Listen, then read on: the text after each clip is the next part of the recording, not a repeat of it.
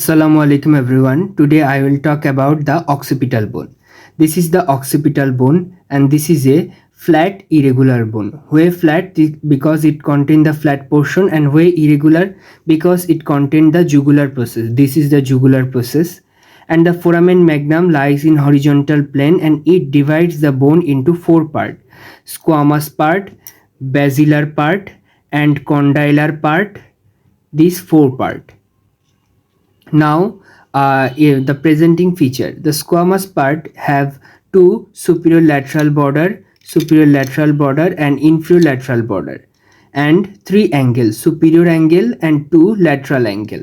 The superior angle forms the lambda and the lateral angle forms the asterion. The lambda is the fate of posterior frontonally and the lateral angle forms the asterion.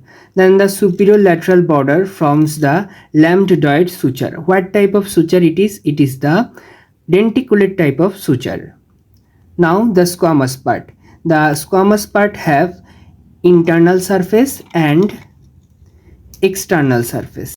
Now the external surface of the squamous part of occipital bone. The external surface of occipital bone presenting feature highest nuchal line, superior nuchal line and inferior nuchal line and external occipital crest. The external occipital crest give attachment to the ligamentum nuchae and the most elevated portion of the external surface of occipital bone is called external occipital protuberance and the most prominent part of the external occipital protuberance is called inion. Then the highest nuchal line give attachment medially the gala aponeurotica and laterally the occipital belly of the occipitofrontalis muscle. This muscle is very important from the black eye. The superior nuchal line. The superior nuchal line in its whole extent give attachment to the investing layer of deep cervical fossa and medially it give origin to the trapezius muscle and laterally it gives insertion to the sternocleidomastoid muscle, beneath it the splenius capitis muscle. And the inferior nuchal line, the area between the superior nuchal line and inferior nuchal line, medially it give insertion to the muscles of semispinalis capitis medially and oblique capitis superior muscle laterally. The area between the inferior nuchal line and the posterior border of foramen magnum give insertion to the muscle rectus capitis posterior minor medially and the rectus capitis posterior major laterally. And the posterior border of the posterior margin of foramen magnum give attachment to the posterior atlanto-occipital membrane. Now, internal surface of the occipital bone. The internal surface of the occipital bone have a cruciate arrangement. This cruciate arrangement divides this bone into four fossa. The upper triangular fossa for accommodation of the occipital lobes of cerebral hemisphere and lower two quadrilateral fossa for the cerebellar hemisphere. And this internal occipital protuberance, this is the meeting point of four venous sinus. So we called it the confluence of venous sinus, from above superior sagittal sinus, from below occipital sinus, from both sides transverse sinus.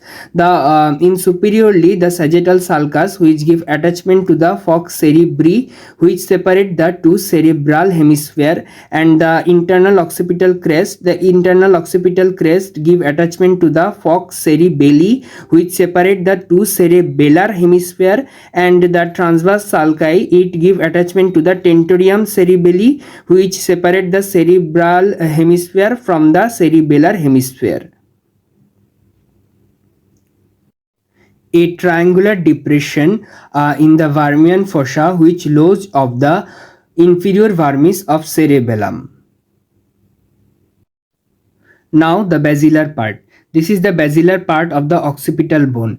This part have the superior surface, anterior surface and inferior surface and two lateral border. These are the two lateral border, two lateral border and superior surface, anterior surface and inferior surface.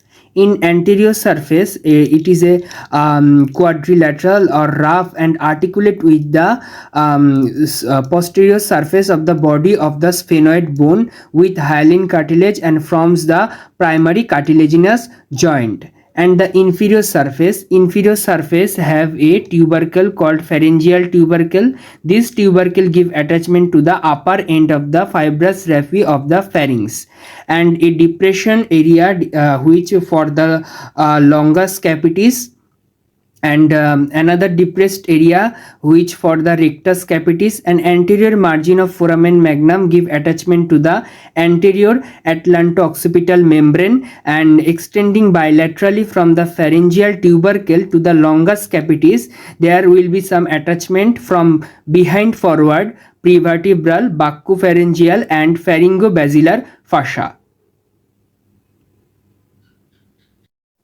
Now the superior surface of basilar part. The superior surface forms the clevus, anterior margin of the foramen magnum. It gives some attachment from above downwards, membrana tectoria, upper band of cruciate ligament and apical ligament.